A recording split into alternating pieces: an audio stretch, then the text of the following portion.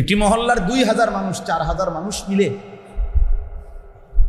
8000 টাকা বেতন ঠিক মতো মিলে না, কিন্তু সেই মসজিদের টাইলসের কোনো কাম বাকি থাকে না।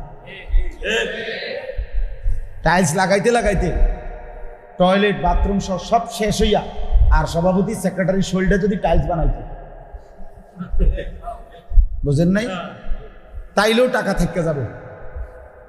টাকা ঠিকই আছে, গ্রিলের টাকা আছে, ফ্যানের টাকা আছে, টাইলসের টাকা আছে, শুধু ইমাম সাহেবের টাকা নেই, মুয়াজ্জিন সাহেবের টাকা। মুয়াজ্জিন তো নাই। 80% মসজিদ এমন যে এই মুয়াজ্জিন যে একটা ইবাদত আজান, এটার কিছুই মনে করে বুড়া অসল।